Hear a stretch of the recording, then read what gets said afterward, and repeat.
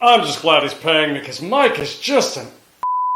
Rolling. What? Hey, ladies and gentlemen, boys and girls, kids of all ages, it's time for your weekly Fix-A-Funny. Can I get another one of these? I'm going to need this. I'm about to do this shit. So I'm okay, I swallowed it. So grab a cocktail, take those pants off, and treat yourself to the sexy bald man that makes you tingle in your special place. Woo! I'm wrong! Got my mind on my money, my money on my mind, bitch! I'm house announcer Chet Jackson, and it's time for the Me, Myself, and I show with Mike Buncourt! Are we done? Yes. Me, myself, and I. It's me, myself, and I.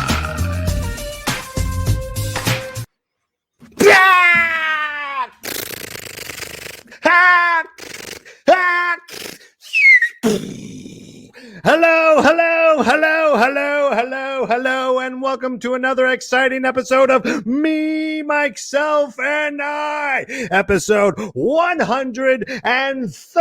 135. That's right, ladies and gentlemen. I am high on coffee, and it's Thursday night, and it's time for Me, Myself, and I. Thank you, everyone, for being here. Happy Friday Eve. I hope everyone's enjoying your Thursday. And oh my goodness, we already have comments. Let's see what it says. Let's go. I'm already here. Booyah.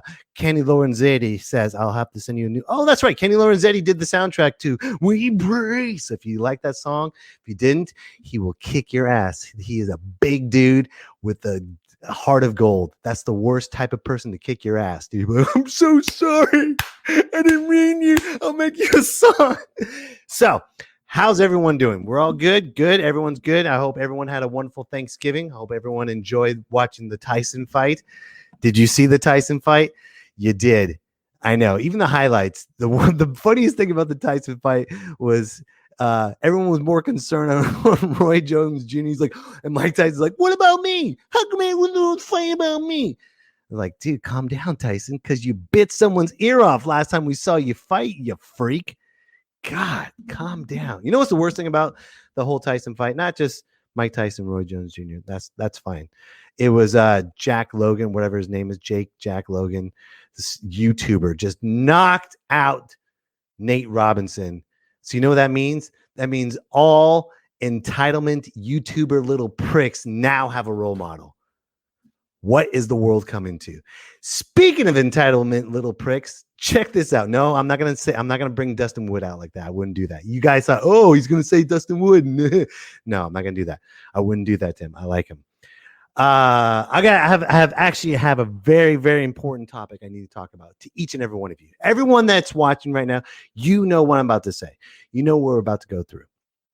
And it's very critical, okay? Now that I have your attention, you need to listen, okay? Everyone needs to know about moving etiquette, okay? I cannot stress this enough. When you ask someone to move, to help you move, it's so funny. When people always need help moving, they're so nice. You ever notice that? Like, hey, they give you the puppy dog looks. Hey, man, are you busy this weekend? I was wondering if you could help me move. And those are the nicest people, are the biggest pricks. You ever notice that? You never hear from them at all. And then all of a sudden they go, hey, man, can you help me move, please? Well, I had to help two different people move this past weekend. Yeah, that's right. Me, myself, and I had to help two people move. Okay? And you know what, Drake Nelson? For pizza and beer too. I wish they gave me pizza and beer. Are you kidding me? The first person that I helped, I'm not going to say his name, but he is part of family. And he did the whole, help me move. And when I got there, he called me in a heartbeat. He's like, I need your help. We're leaving right now. I'm like, okay, fine. I'll go over there and help you move because, family problems, whatever. And I went over there, and his stepmom was giving me orders and telling me how to move stuff out of her house and put it on the truck. Well, you shouldn't do this and you shouldn't put it there. I'm just like biting my tongue because I have never hit an old woman and I'm not going to start now. Okay. She's old and frail. And I was like, well, you should put it there. Why don't you use zip ties? You know what? If you are not moving, shut your mouth. If you are not paying me to move, shut your mouth. Okay? And you always offer, like Drake says, pizza and beer. It is a requirement. I didn't get anything. And I found out that everyone that I went to the house with ate before I got there. So no gas money, no beer, no food, nothing. Then I went to my other friend's house. You know what he did? He gave me food. We played video games afterwards. And he said thank you multiple times. So moving etiquette, okay? If you are asking someone, don't do the puppy dog, okay? Don't be fake. Help them move, all right? All right, I'm done. Speaking of moving on, let's move on to Dustin. Hold on, before I get to Dustin, we have a fantastic show tonight, ladies and gentlemen. I got an amazing guest. He is from Beyond the Mat. He is APW's 5-time Universal Heavyweight Champion, and he was ranked number 58 out of 500 wrestlers in Pro Wrestling Illustrated. Mr. Michael Modis is here. I cannot wait. Let's move on. Dustin Woods, where's your Dustin's thoughts? What's up, buddy? First off, you need to know with moving etiquette, there is a get out of jail free card that you can use that I've been using since I was 12. You just tell them you're slowly dying from a rare disease. They just I can't do that, dude. I can't. Yeah, you can. No, I can't. I can't. Just then walk with a limp and say you have knee cancer or something. Because then I'll they're get not going to check cancer. I can't do that. I don't. No, the comedy gods will come back to me and haunt me. You can use that. Right, you're right. Maybe I could say I'm helping a friend that has a disease, but I'm sorry, I can't. Yeah, you can use me for that excuse. So, Perfect. Dustin's thoughts this week. I thought long and hard, and I just didn't do it. Why? What happened? So, okay, full disclosure, I got a little distracted with something equally as important. I think you'll agree, though. And I didn't mean to get mean. I'm sorry. I was like a dad right there. Why? Why didn't you finish your homework assignment? You did. I got really scared. Like, I thought you were going to say you were disappointed in me. I was so scared right there. You're like, and what? Do you feel happy with those choices, Dustin? So what I did instead is I put out a T-shirt a couple weeks ago that's been selling really well of a pixelated moon, like from a video game, and a moon man on top of it planting a DTV flag, which is my production company. And I made it, it's basically like an homage to the MTV Moon Man. Okay. So last night I sat down getting ready to come up with a brilliant Dustin's thoughts, but instead I just made my logo out of Legos. 30-year-old man. 4 hours doing this. 30-year-old man, 4 hours playing Legos. And you know what? Not playing. I wasn't playing. I'm sorry. Constructing and building. And you know what? It's great because I like the DTV. And look how perfect that is. Wow. Look at that. You know what? I'll be okay with that. That is amazing. Okay, no, that's amazing. I love it. I don't know what to do with it now, though. It's like 5 pounds. Carry it wherever you go and just say, and then if say, can you help me move? Like an Oscar? Can you help me move? You're like, I can't. I'm holding the DTV I'm sorry, moon I'm very rock. busy right now. Very busy right now. All right, man. You going to stick around for the show? Yeah, dude, I got to meet Mike when I was doing some wrestling. He was the biggest inspiration to California up and coming wrestlers. So I'm so excited to meet this guy and hear him talk, man. Nice, man. Oh, hold on. Damian Harmony just says, why do you have all your hats on the wall? Because I'm a big Boston fan. So I have one in every color for every occasion and every feeling. I see a lot of blue. Yeah.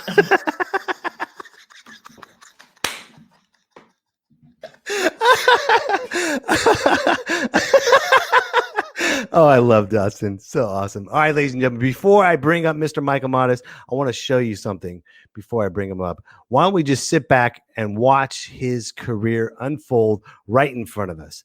Here we go. What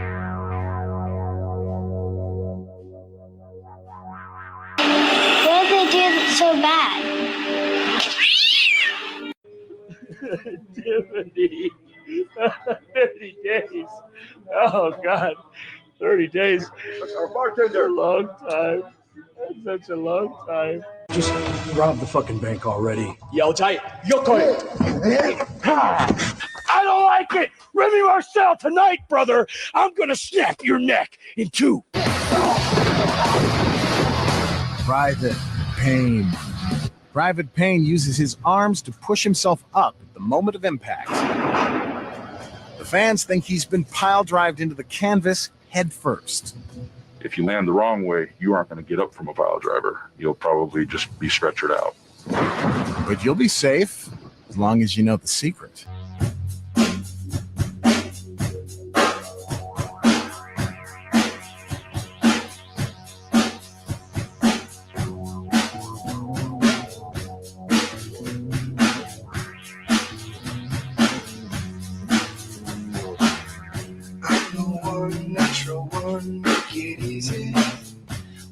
Take it inside, where I can love how I like if I want it, whatever keeps me high. Yeah, we can take it, cutting loose on an endless way. Good because we made it, and when mama's not around, there's no telling what we'll do.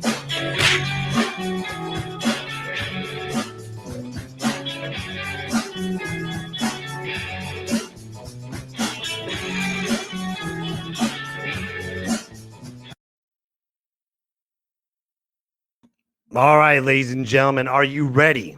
I said, are you ready? You've seen him in the movie Beyond the Mat. He is ranked 56 out of 500 wrestlers in Pro Wrestling Illustrated. He is the 5-time Universal Heavyweight Champion of the world, Mr. Michael Martis. Wow, that was fantastic, man. You like that intro? I've been dying to say that for you, my friend. That Hello, was an Michael. amazing intro. Amazing. Dude, I will be your hype man anywhere you want. Anywhere. Anytime. Before you even walk into a place, I'm like, step aside, Michael Martis. Right on, man. How you doing, sir? Thank you for being on the show. Oh, man, thanks for having me. Sorry, I look like a floating fathead.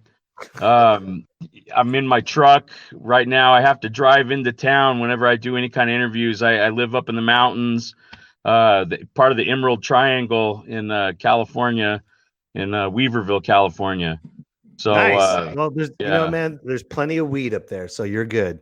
Definitely. They're good. Dude, I loved, for the longest time, I used to always watch you at APW shows, and I watch you in Pro Wrestling Irons as well. And I loved your signature. Whenever you step on someone, just the thumbs up and just like in your face to people.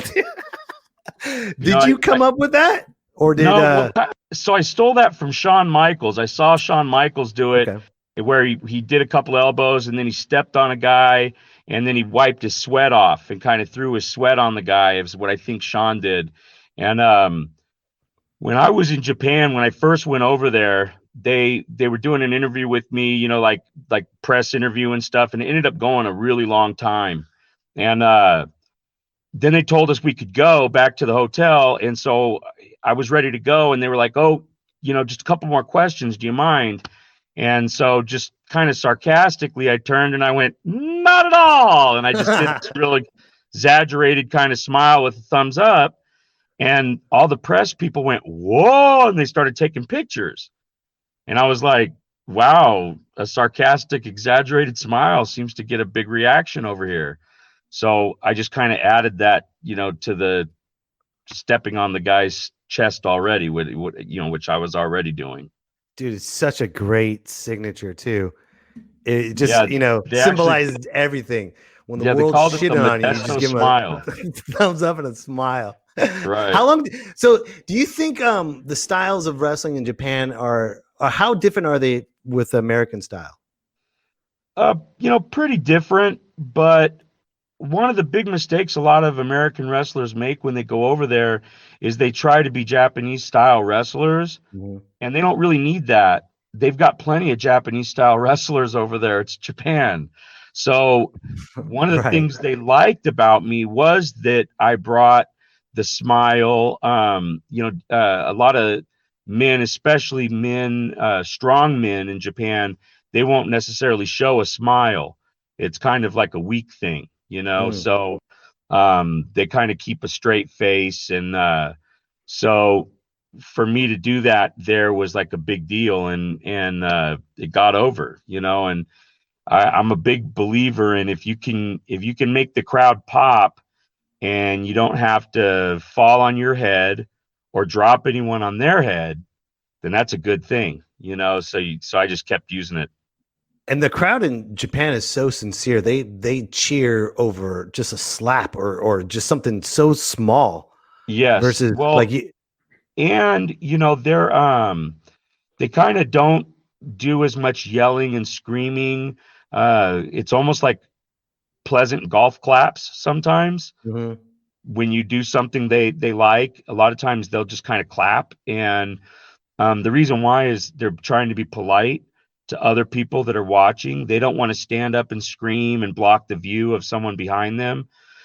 Japan's a very polite culture, and so it's real different than working here at a carnival where everybody's drunk and having a good time and screaming and yelling at you. Whereas in Japan, they're really watching and showing a lot of respect to the sport, the entertainment sport of professional wrestling. When you went there, did that throw off your timing a little bit when you first were adapted to that? Yeah, especially I would say when I went the first time I wrestled in a country town, it kind of really threw me off. I had all these ideas of these amazing moves and these big things I was going to do. And when I started doing this stuff, the people weren't reacting to it at all. Right. And they were just sitting on their hands. And I was working my ass off trying to get a reaction. So finally, I was just like, damn, this isn't working. None of this is working. And I didn't know what to do. So I backed the guy up to the corner, and I climbed up the corner, and I punched him once in the head. And right away, they started counting. They went each, ni, sun, yon, go, rock. So they went right along with me. And I realized that they wanted the simplest of wrestling style. Comedy was big there. Like when I did the thumbs up and the stepping on the guy, that got a huge reaction. Those kinds of things, those people, they out in the country towns, they weren't really like wrestling fans. They were kind of just going because it was something happening in town, So yeah, it was really interesting, and you definitely had to change your style around. That must throw you off because that's how messed up America is. We're so used to the abuse of yelling and all the drunks and the carnival. We're like, yeah. You go throwing to Japan, stuff at you. You go to Japan, they're you're like respectful. What? Right. Well, you respect me already? Right. I don't have to break my back for you. Oh, that's amazing. And another interesting thing is, at least the company I was wrestling for, Noah, they, which by the way, I was the Noah Junior GHC champion as well. Oh, wow. Yeah, I lost that belt to Segura, which on the clip, he's the one that I gave the reality check off the ring to the floor. That guy's the guy that beat me. That's such a great name for a finishing move, reality check. Right. Just want to let you know. Let you know. It's a reality check. Right. Let me just pause on this, and here you go. Boom. Dude, I think you need to come back and tell everybody, all these entitled little pricks, a little reality check nowadays. Man, I'll tell you, part of me really, really wants to, and I almost did right before the whole COVID thing blasted off. Yeah. I almost was thinking, okay, maybe I'll kind of get back in there a little bit, just because it's just one of those things you like to do, It's a part of you, man. Exactly. It's you. Right. It's I'm you. 49 Yeah. years old, but I've been that for 25 plus years, Wow. of my life.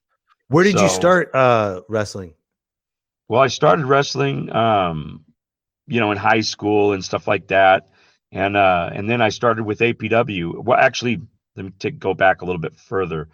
The first guy to actually train me was a guy named Jerry Monty, and his company was Pacific Coast Championship Wrestling, PCCW.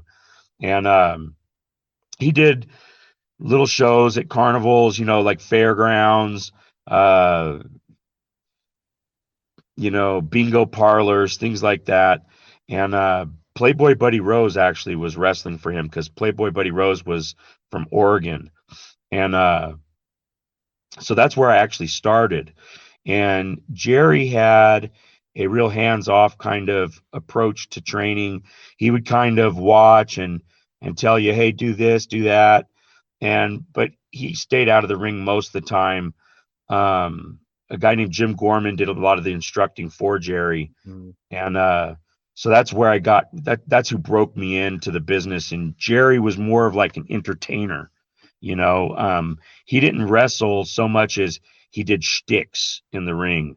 Like, for example, he'd lock up with the bad guy, the heel. The heel would take him in a headlock, tell the referee, hey, he's got my trunks. The referee goes back. The heel punches Jerry in the head. Jerry complains to the ref, hey, look what he did. He punched me. The ref says, I didn't see. Jerry says, ask the people. The ref's like, I didn't see. They repeat the same thing again. Lock up. Heel takes Jerry, punches him in the head. Ref again doesn't see.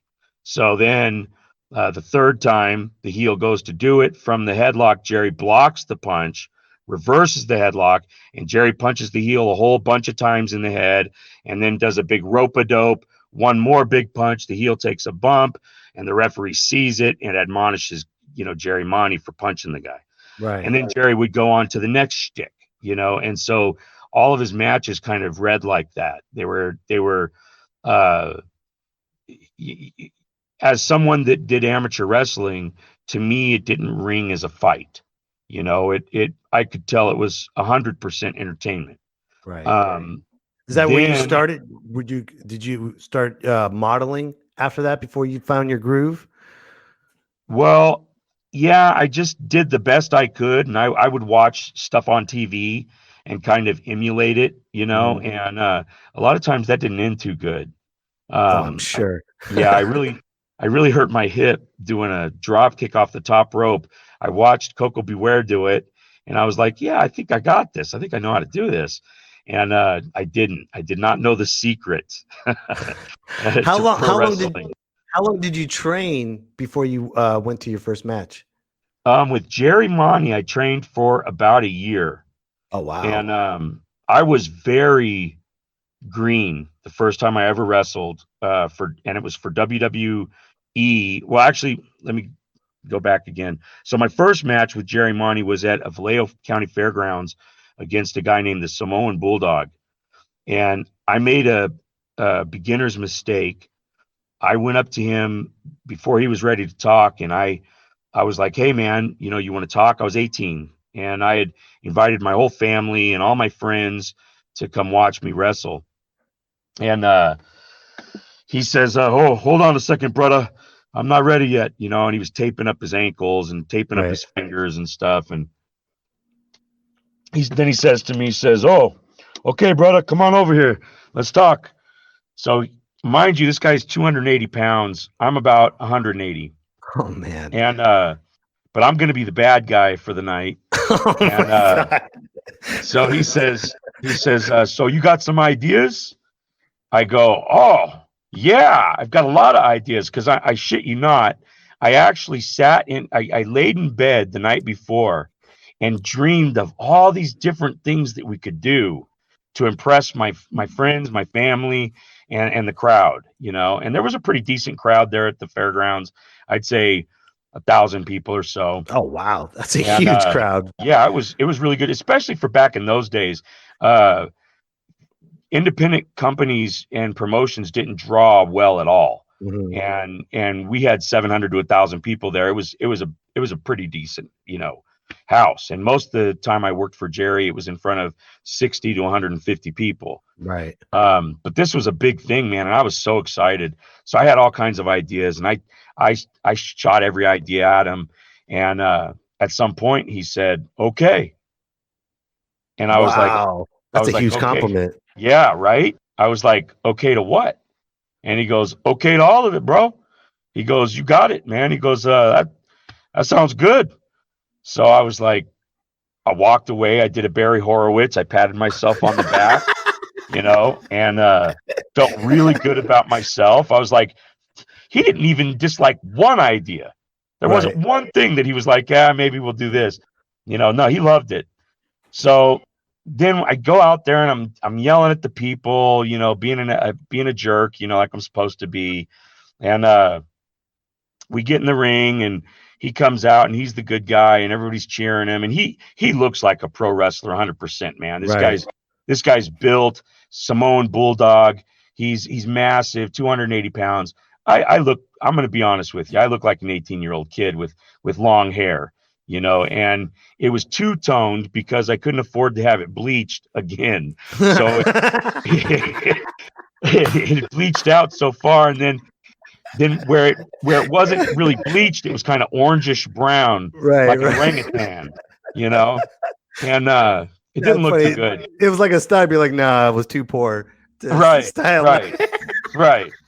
So, I go out there, I get in the ring and I'm talking shit to this big, massive grown man, and we go to lock up and he does a vet move on me where he just on the lockup, instead of locking up, he just follows through and punches me directly in the face. Damn. And he's a big Samoan dude. Oh man, he hit me so freaking hard, Mike, that my nose exploded and I was out cold. And I rolled out of the ring and I stood there for a second and I was kind of like trying to shake the cobwebs. And oddly enough, the first thought that came to my head was, why did I call that? Why did I call punch me in the face at the start of the match? What a dumb thing for me to call. I was actually still kind of thinking that it was a mistake and it was something that I had suggested. Right. And then he looked at me and he says, "I'm going to kill you, brother." And he jumped out of the ring and I believed him 100%. I started running from him and the people are booing me. And in the back of my mind, I'm thinking, honestly, you guys should probably be cheering me right now. I'm really running for my life and I'm really a pretty nice kid. Like my mom and dad raised me really good. I'm nice, and I'm not the asshole I was portraying to be.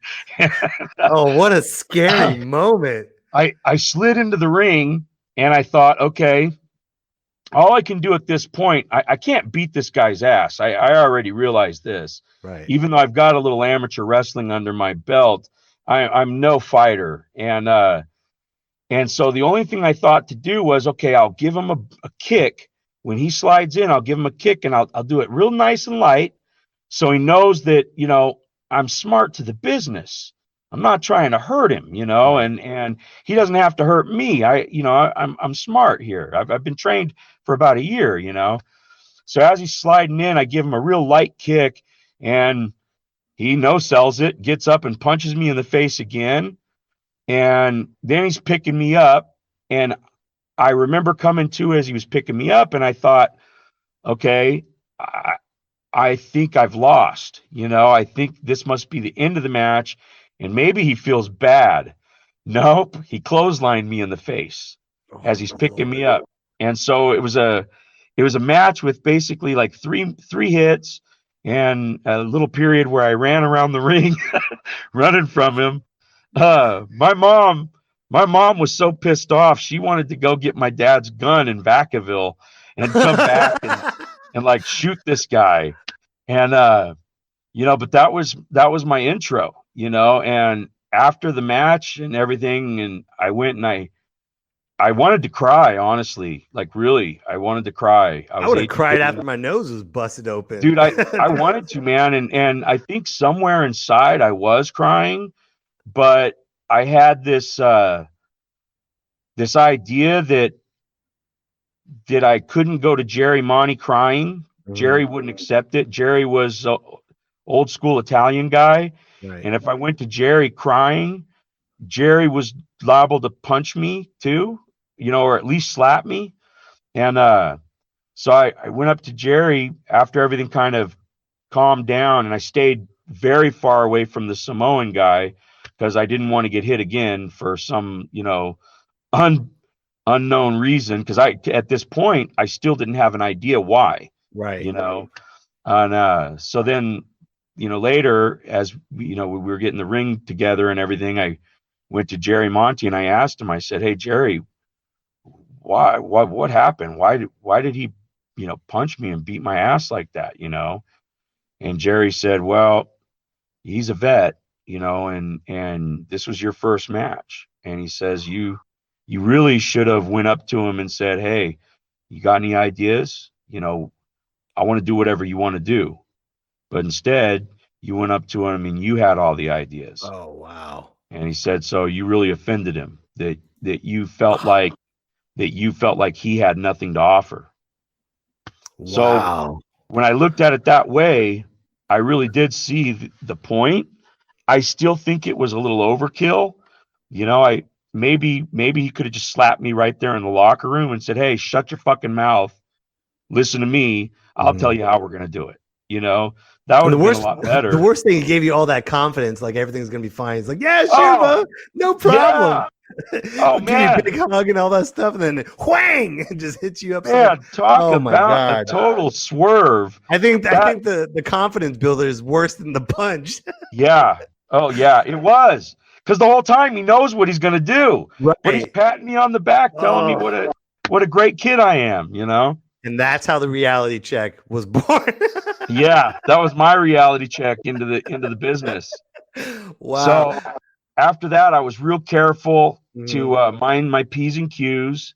And I realized that even though it was a form of entertainment, that I needed to show a lot of respect to anyone who was participating in it, and so tried to do that for the rest of my career, show a lot of respect. And well, you have a great reputation because of that, Michael. You have Dustin Wood. He wants to ask you a question, if you don't mind. No, Dustin, take it away, brother.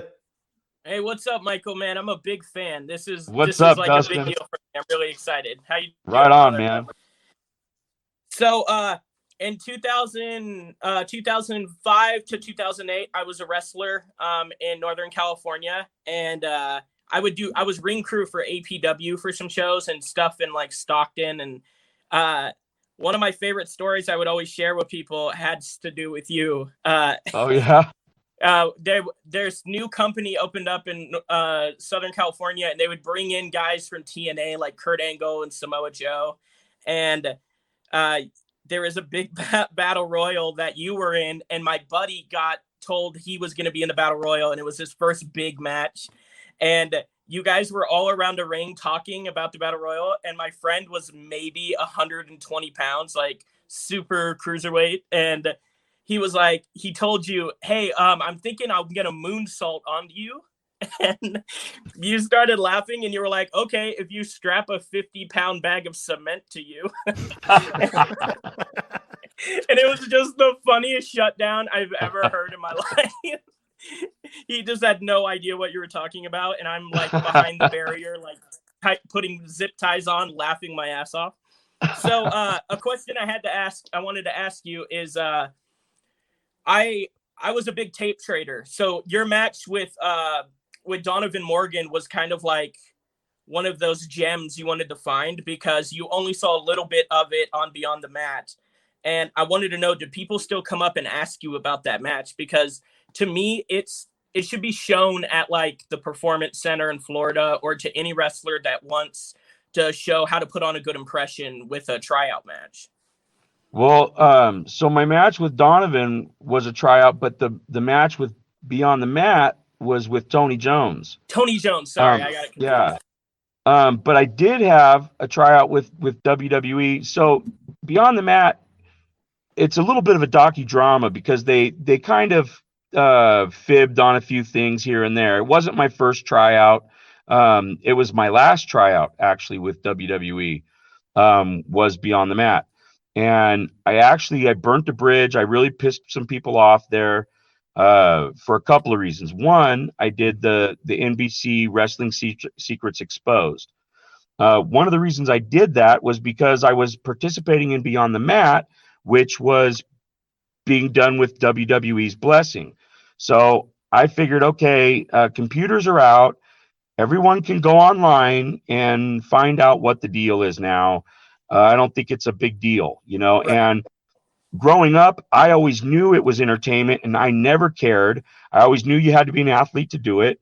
I always still, you know, enjoyed both sides of it. I'm still a bigger wrestling fan than I am a football fan or baseball fan, or to me, other sports are boring. No one's going to I slide out. 100% agree. You know, no one's going to slide out from Same under. thing. No one in baseball is going to come out and hit someone with a chair, you know? Not nowadays. Back in the 80s, yeah. Nolan Ryan and Yeah. stuff. Not no more. You know, the quarterback's never going to pull off his hat, pull off his helmet, and pull out some brass knucks and whack somebody in a football game. But in wrestling, all kinds of crazy shit can happen. You never know what's going to happen while you're enjoying the sport of it, you know? Right. Yeah. And I kind of went off subject here. It's okay. This is all good. This So is wonderful. good, though. So, but you were talking about the tryout with Donovan. Okay, so that was my last tryout was with Tony Jones with WWE. I had a great tryout with Donovan as well. I had a tryout with Robert Thompson that didn't go so well. He ended up having a kind of stage fright, and so that one didn't go well. You wrestled but Kurgan as well, didn't you? I remember Yeah, you wrestling Kurgan. Right. I wrestled the Beverly Brothers, but Kurgan and the Beverly Brothers, that was enhancement talent. I was just a jobber. Oh, okay. And I prefer the term jobber I prefer that over enhancement talent. Everyone got real PC at some point. And I liked jobber. I liked being called a jobber. To me, it was like a journeyman in construction or something, you know. It's Right. like I got my first title, you know. But when I had my tryout with Tony Jones for Beyond the Mat, I was already participating in the Wrestling Secrets Exposed, and one of the agreements was for me to do the documentary and for me to do the tryout. I told them that I wanted 10 minutes. The reason I said that was because what typically happens when you get a tryout, they'll tell you got 10 minutes. And then 30 minutes before, they'll tell you got 8 minutes. Then 10 minutes before, they tell you got 5 minutes. And then as you're going out the curtain, they tell you got 2 minutes. And then when you get out there, they tell you got 45 seconds. Oh, I swear to you, that's and you got to typically what scramble happens. everything, every spot Right. within seconds. Exactly. Is that Well, done on wow. purpose? And that's what they're hoping you'll do. They're hoping you'll try to rush 10 minutes worth of shit into 2 minutes and fuck everything up. So So they want you to fail? kind of, and they really, especially at that time, WWE, they were booking on look, not talent. They really didn't care if you could really wrestle very well. As long as you could sell popsicles or ice cream bars and shit like that, as long as they could put a cool gimmick on you and it was sellable, they would be good with it, you know. My style of wrestling, I have to tell a story. And one of my biggest assets is that I am a wrestler. So when people see me start doing shit that they remember from high school, and they see me doing stuff that they remember from college, it adds a little credibility, and it kind of hooks them into what I'm doing. Now, when I add something that's a little less believable, like a leg drop or some shit like that, they'll believe it because what they've been seeing is slightly real. So that's just always been my style. So I knew I needed 10 minutes to kind of get the crowd behind me and you know, to kind of tell that story. So You definitely Barry be in the Blaustein- picture for sure on that camera. Right. Exactly. It's no different than being a comedian, man. If Right. you have a 10-minute set and you know exactly you got this thing down, and now you're getting out there and they tell you, okay, look, you know what, you got a minute, give us your best shit, it's gonna throw you way the fuck off. I'll just bring out a chair. That's exactly right. Hey, Dustin, I would love to keep you on, but man, we only got a few minutes with Michael. No, dude, I totally understand. I got some comments. So much, Michael. Yeah, let me just finish. Let me finish the story up real quick. Oh, go ahead. So Tony Jones and me, when we get in there, the referee tells us that hey guys, you got to go home like within a minute, and I was like, no.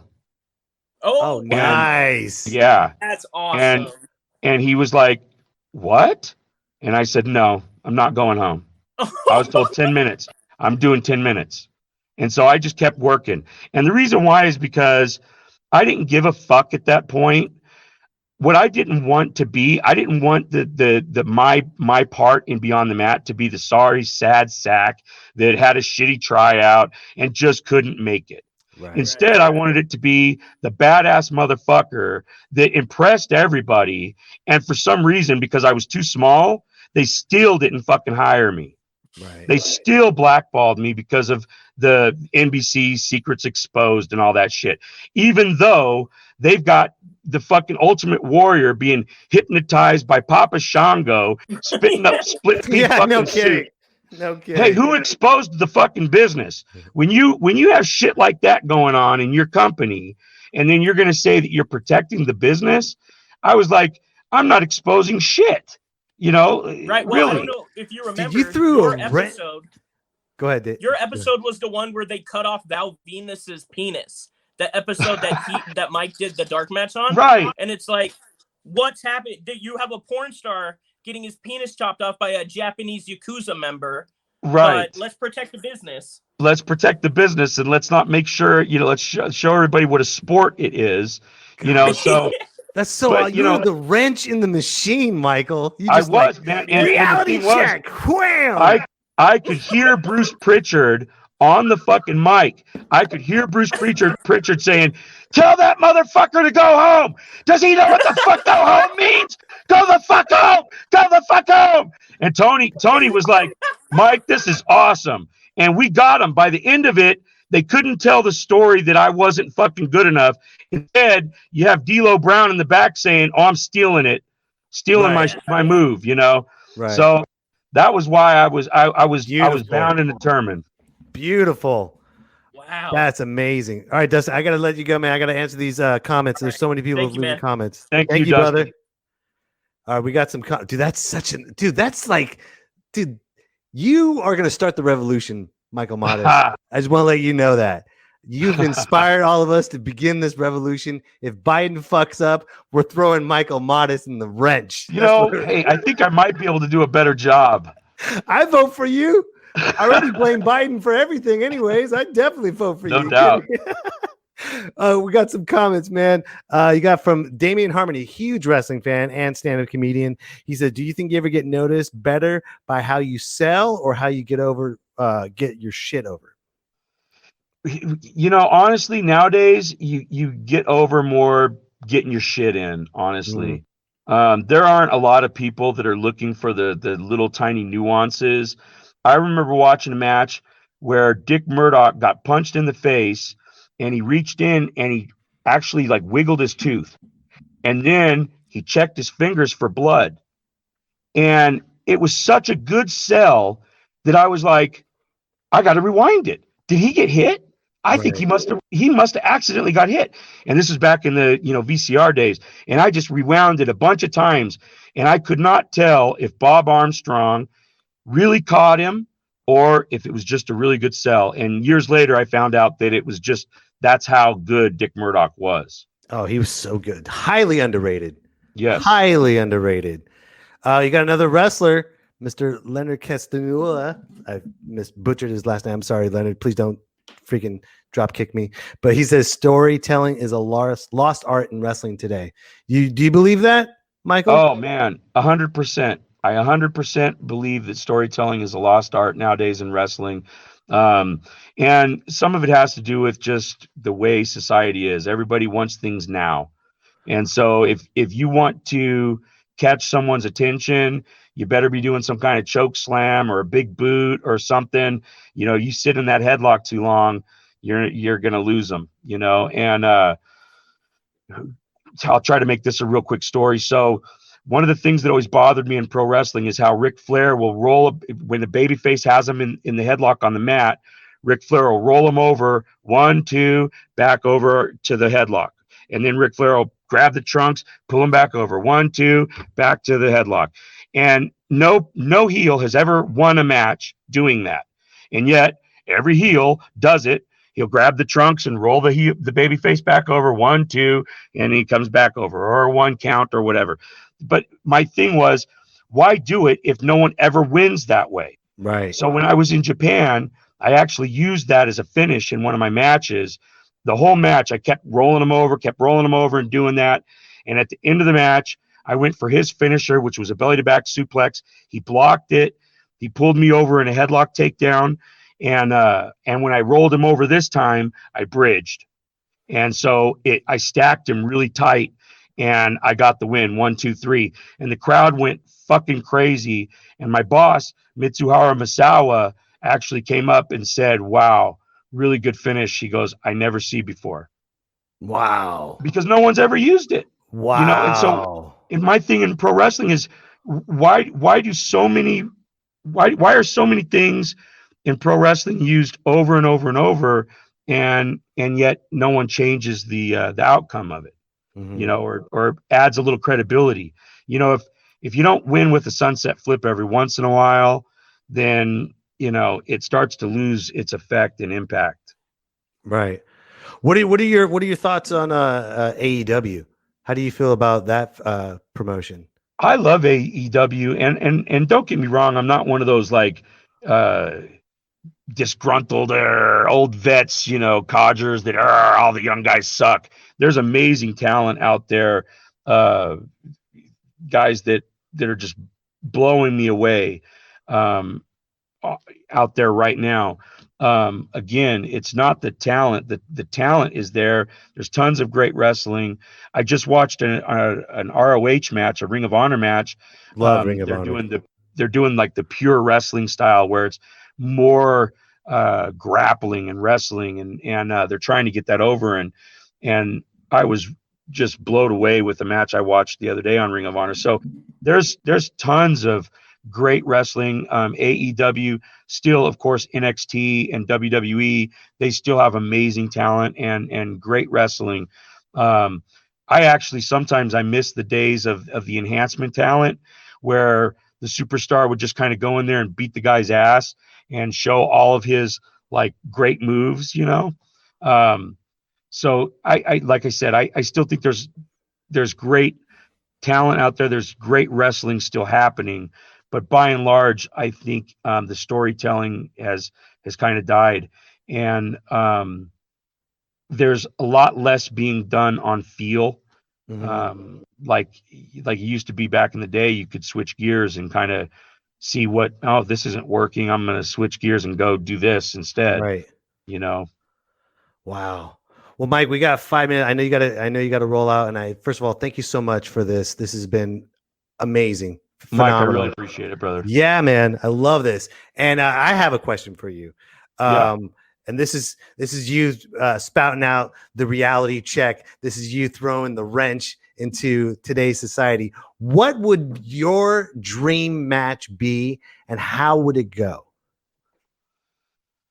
Oh wow! You know, honestly, right now I'm gonna give a shout out to Tony Jones. Ooh. My dream match would be a Beyond the Mat rematch with Tony Jones. That would be sick. You know, I've wrestled quite a few of my heroes, and the ones that I didn't have pretty much all died now.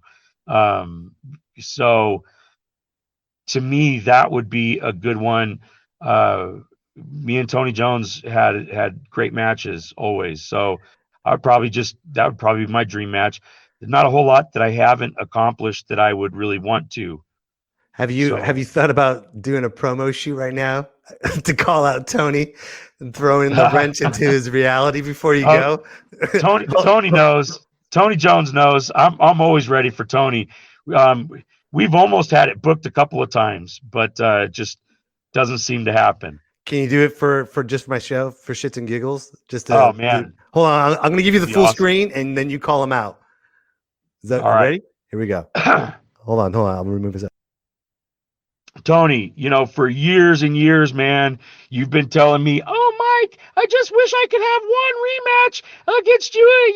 You beat me and beyond the mat, and it's just I just want that one rematch so I could just get even with you." And I'd like to give you that opportunity, brother, just so I could shut you down one more time. But I love you, you know that. Yes. That's awesome. Oh my God, Michael. Thank you so much. Appreciate that, dude. Right on. Listen, everybody, if you want to follow Michael, make sure you follow him at facebook.com/michael.modest.3. Follow him, whatever he has. He is just do whatever he has.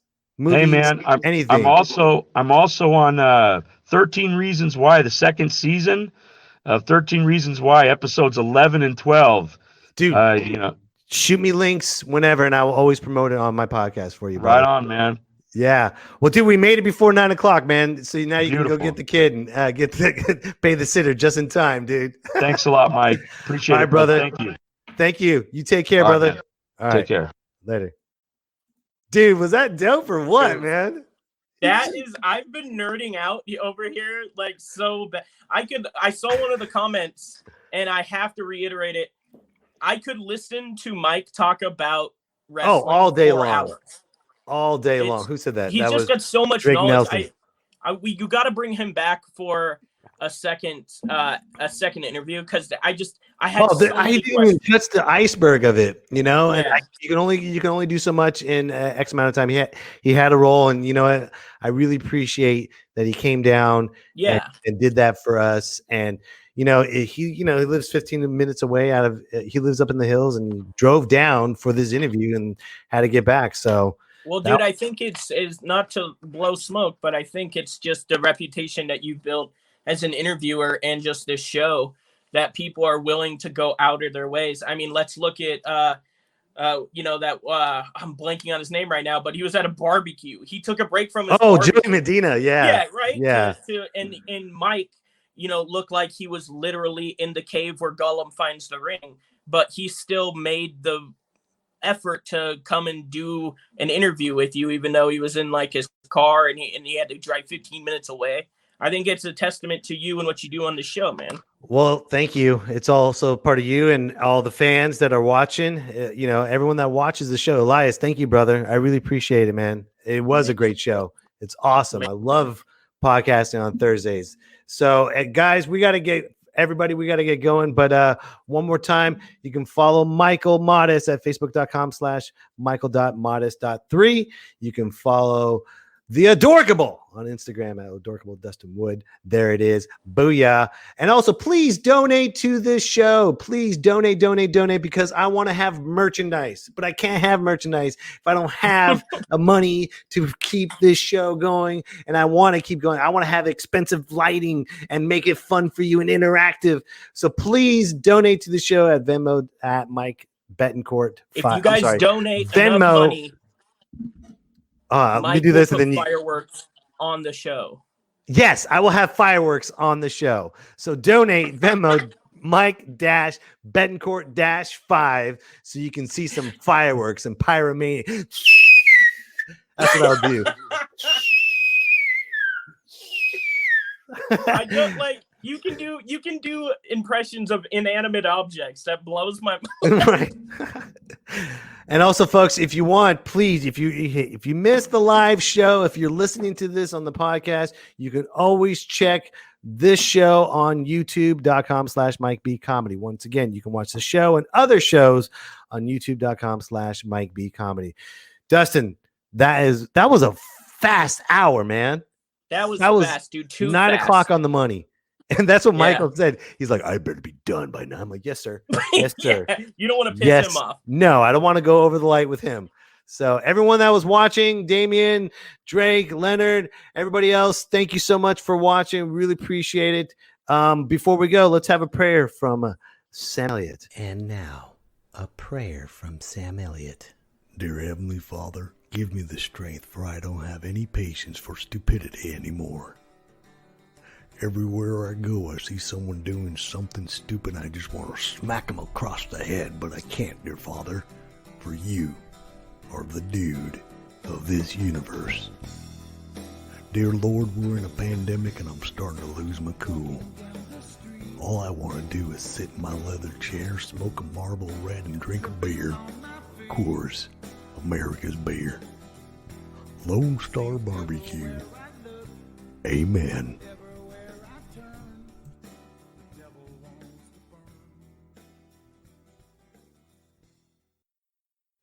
You know what I'm thinking, dude?